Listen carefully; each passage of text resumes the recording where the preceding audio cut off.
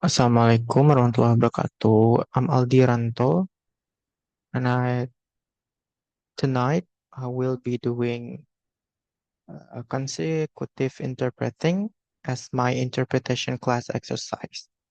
Here's my performance.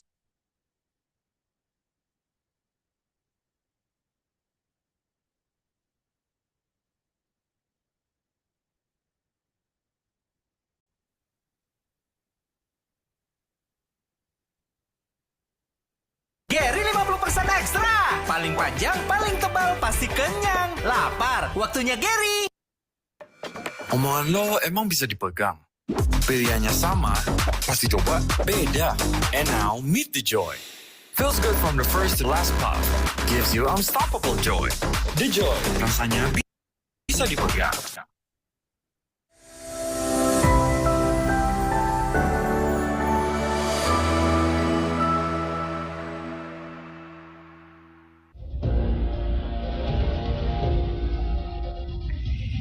Have you ever thought to yourself before going to sleep, tomorrow is the day I'll change. Tomorrow is the day I'll get up early in the morning, have a healthy breakfast, go for a morning jog, breathe fresh air. Tomorrow is the day I want to change to who I really want to be, the best version of myself.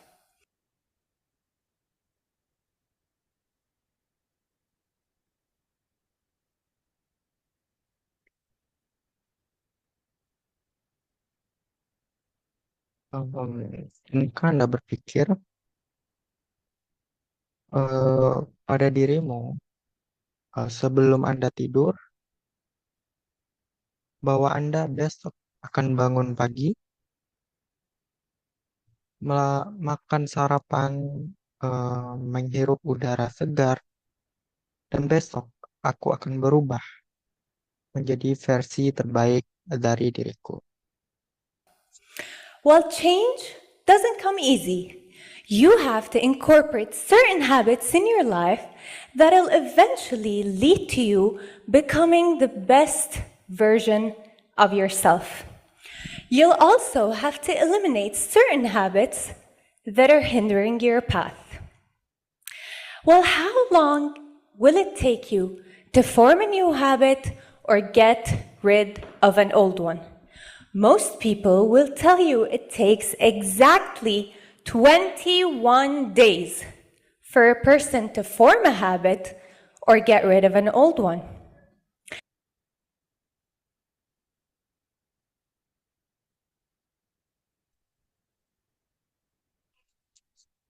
Untuk itu, tidaklah mudah. Ada kebiasaan-kebiasaan yang harus kita bangun untuk menuntun kita pada versi terbaik dari diri kita. Bisa dengan menghapus kebiasaan-kebiasaan lama untuk memulai kebiasaan-kebiasaan baru yang lebih baik.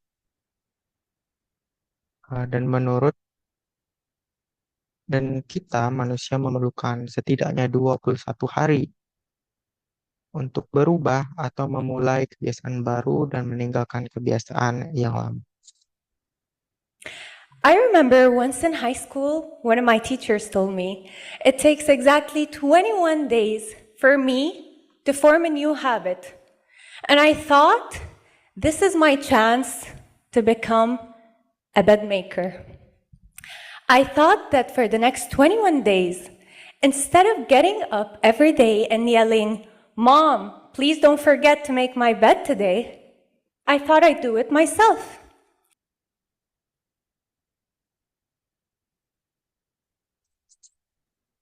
Waktu saya berada di SMP, guru saya memberitahu mengenai teori 21 hari tersebut. Dan kemudian saya memutuskan untuk memulai kebiasaan baru esok hari di 21 hari pertama saya. Saat saya bangun tidur, eh, Dibanding saya berteriak kepada ibu untuk mengambilkan saya atau melakukan sesuatu untuk saya lebih memilih untuk melakukannya sendiri. Day by day, early in the morning, 6 a.m., even on days I was running late, I got up every morning and I made my bed. And I hated every second of it. And by day 22, I opened my eyes, and the first thing I did was say, "Mom, please don't forget to make my bed today." I quit.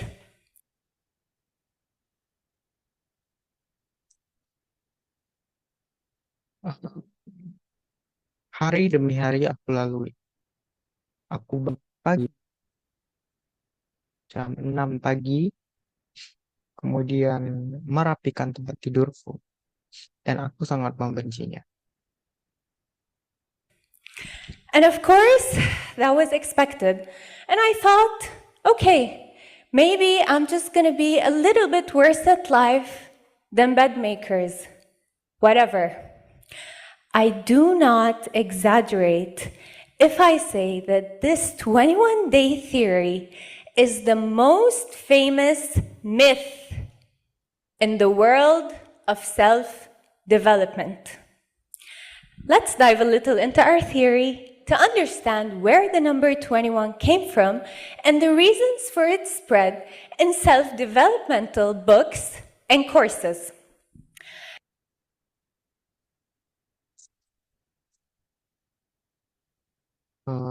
Kemudian aku berpikir bahwa ya mungkin aku sudah menjadi orang yang buruk.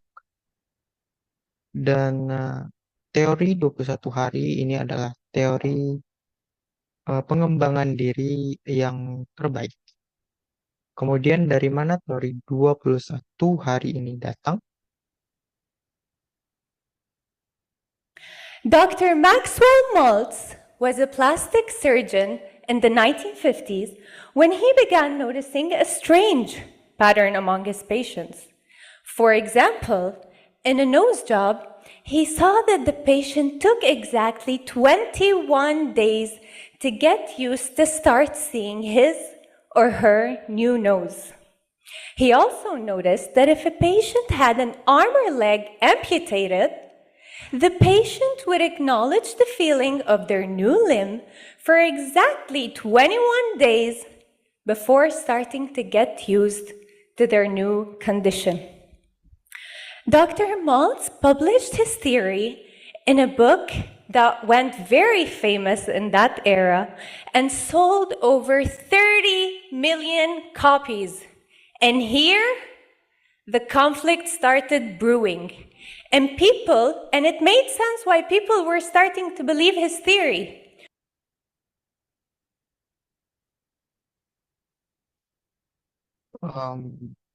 Seorang dokter bedah plastik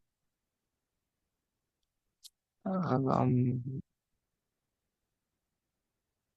melakukan sebuah penelitian terhadap pekerjaannya. Dia menemukan bahwa saat dia mengoperasi hidung seseorang perlu 21 hari untuk terbiasa dengan hidung barunya. Begitu juga saat dia mengamputasi kaki seseorang itu perlu waktu 21 hari untuk terbiasa dengan kondisi barunya. Kemudian, hasil penelitiannya ini dia jadikan sebuah buku yang kemudian sangat terkenal pada masanya yang telah dicetak lebih dari 3 juta unit. Dan dari buku tersebut, orang-orang mulai mempercayai teori dari dokter itu. Why? Number one, the number 21 is considered a short period of time, and that's also considered a source of temptation, which means something you can do. Number two, the number 21 is also long enough to be believable. A difficult challenge, but not impossible. I mean, Who wouldn't love to change their whole life within just 21 days? Wouldn't you love to start waking up early in the morning every day? Wouldn't you love to start cooking healthy recipes? Wouldn't you love to start drinking weird smoothies? And all within less than 1 month? We'd go for it in a heartbeat.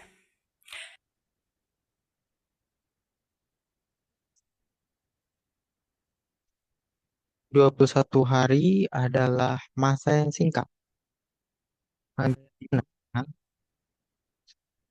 sebagian orang berpikir bahwa itu mungkin tidak bisa dilakukan. Melakukan atau merubah sesuatu dalam waktu 21 hari itu mungkin sulit, tapi tidak berarti tidak mungkin. So is it true? Can we really change our lives within 21 days? I know that sounds very exciting, but there are actually a few factors you'd have to consider to be able to estimate the time it'll take you to form a new habit or get rid of an old, toxic one. Number one is the complexity of your goal. If I decide to start eating fruit daily, which is considered a simple habit, I'd probably take less time than if I want to acquire a complex athletic skill. Wah, waktunya Jerry. Jerry snack cereal. Double coklatnya bikin ngemil lebih seru. Waktunya Jerry. Like a tennis serve.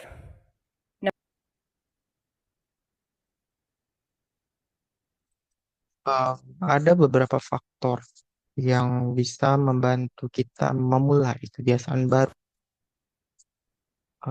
Yang pertama adalah tujuan kita untuk menggapai sesuatu.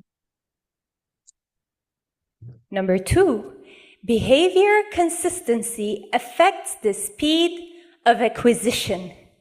Me repeating a certain behavior for 3 minutes a day is different than my friend repeating the same behavior for 30 minutes a day.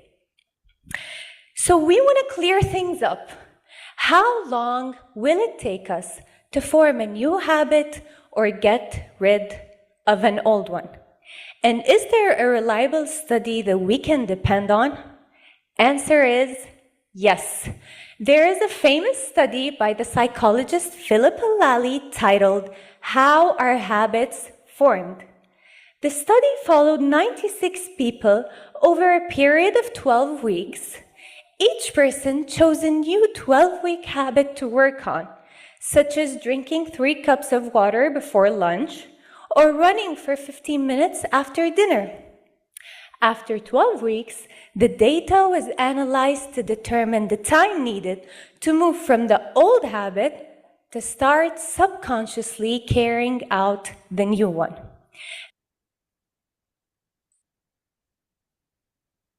Yang kedua adalah konsistensi dalam melakukan kebiasaan.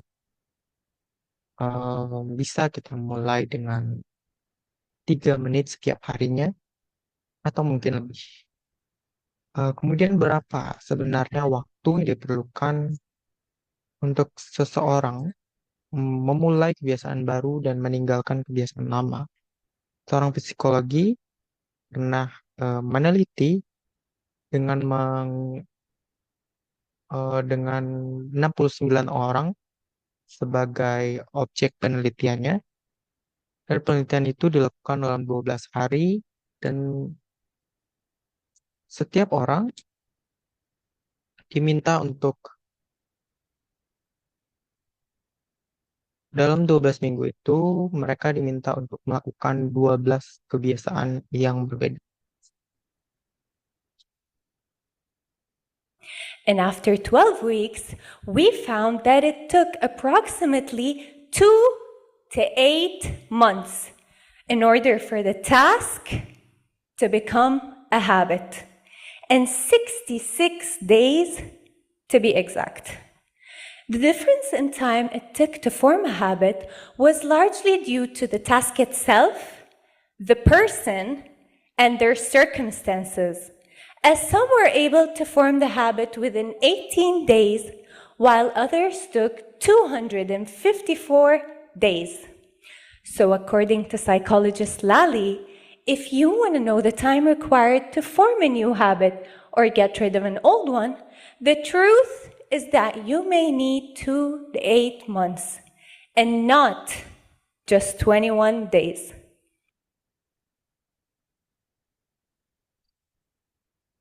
Dari hasil penelitiannya, setiap orang memiliki waktu yang berbeda-beda dalam menyelesaikan atau memulai kebiasaan barunya. Dan rata-rata dari mereka itu menghabiskan waktu lebih dari 21 hari. Lebih tepatnya, dari hasil penelitian tersebut ditemukan bahwa untuk memulai suatu kebiasaan baru, seseorang perlu 2 sampai 8 bulan. Guys, whether it's 2 months, 3 months, a year, 2 years, it doesn't actually matter how long it takes, as much as it matters that you have to begin with today. And once you begin, make sure to maintain your new habit. Make it part of your schedule. Set reminders. Create a supportive environment. And most importantly, you don't have to be perfect. Making a mistake once or twice has no lasting effects on your behavior. Actually, that'll give you time not to rush yourself into things. You have to give yourself time and not just rush yourself into becoming a better version. If I want to become a better person, I'll have to commit to the system and embrace the process. That way, I'll commit to making tiny improvements rather than rushing myself too hard into things. Change is not always easy, and it's not always simple. But with enough dedication, any habit can be reshaped. So if you really want it, becoming the best version of yourself, get up today and start working on it. I promise you'll get there. Thank you.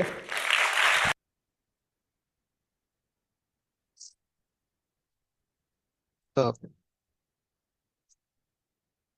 how long berapa lama pun Anda memerlukan waktu itu sebenarnya tidak penting. Yang penting adalah bagaimana Anda memulainya dari hari ini dengan membuat jadwal, mengorganisirkannya, menyusunnya dengan baik, dan semua kebiasaan, proses Anda itu tidak harus sempurna. Untuk menjadi seorang individu yang lebih baik, kita harus memberi waktu kepada diri kita, dan kita harus mencintai proses yang kita lakukan. Berubah itu memang tidak mudah dan tidak gampang untuk kita lakukan. Tapi kebiasaan baru bisa memandu kita.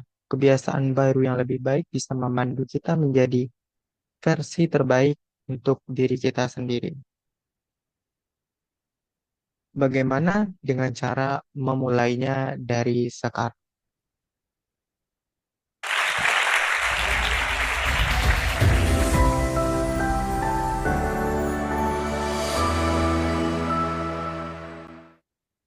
Mau santuy atau nyam?